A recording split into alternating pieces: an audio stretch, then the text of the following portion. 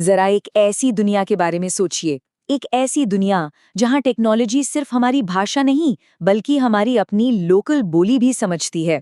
एक ऐसा भविष्य जहां टेक्नोलॉजी हमारे लिए हमारे हिसाब से बनी हो। आज हम एक ऐसी ही दोस्ती की कहानी देखने वाले हैं जो इस भविष्य को सच कर सकती है। यही सवाल इस पूरी कहानी का सेंटर पॉइंट है। एक तरफ है भारत, जिसकी पहचान है उसकी आबादी और जबरदस्त रफ्तार, और दूसरी तरफ है जापान, जो अपनी परफेक्शन और भरोसे के लिए पूरी दुनिया में जाना जाता है। तो इन दो बिल्कुल अलग ताकतों के बीच ये एआई वाला कनेक्शन बन कैसे रहा है? चलिए इसी को समझते हैं। तो कहानी शुरू करते हैं टीम इंडिया के साथ। आखिर भारत की वो कौन सी सुपर पावर है जो उसे एआई की इस रेस में एक बहुत ही मजबूत दावेदार बनाती है? इस नंबर को जरा ध्यान से देखिए। ये सिर्फ एक आंकड़ा नहीं है, ये 1 अरब से ज्यादा लोग हैं, 1 अरब मौके हैं। भारत में इतने लोग स्मार्टफोन इस्तेमाल करते हैं जो इसे दुनिया का सबसे बड़ा और सबसे एक्टिव डिजिटल मैदान बना देता है। और इस डिजिटल मैदान का सबसे बड़ा स्टार कौन है? यूपीआई। अच्छा, याद है आखिरी बार कैश से पेमेंट कब की थी? हमें से ज्यादातर लोगों को तो शायद याद भी नहीं होगा, है ना?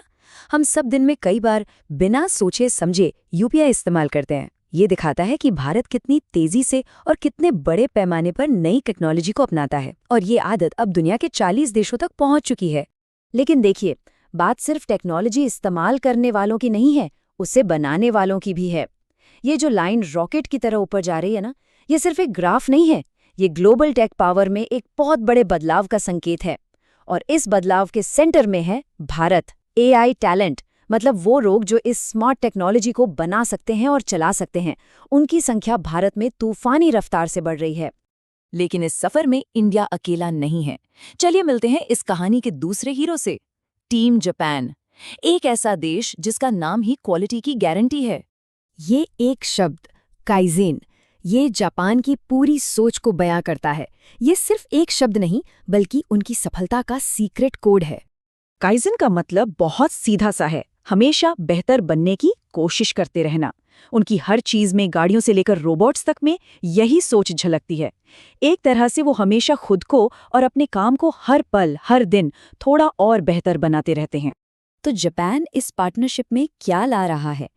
दशकों का इंजीनियरिंग अनुशासन, मैन्युफैक्चरिंग जैसी फील्ड्स में गहरी नॉलेज, और सबसे बढ़कर भरोसा।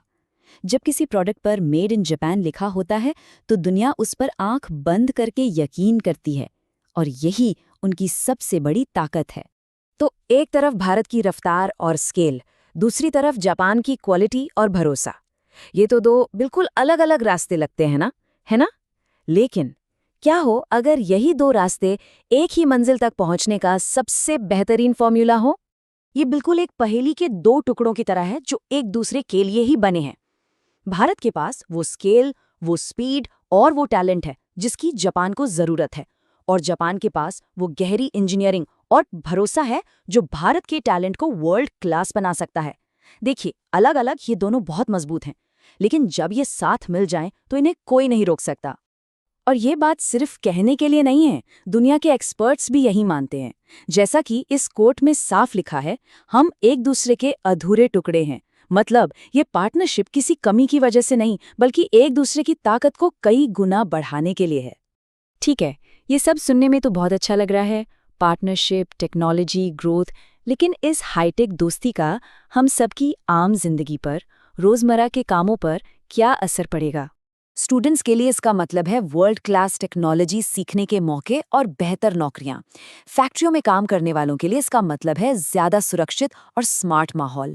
और देश के बिजनेसेस के लिए ये मेड इन इंडिया एआई बनाने का एक सुनहरा मौका है जो खेती से लेकर हेल्थ केयर तक हर सेक्टर में क्रांति ला सकता है।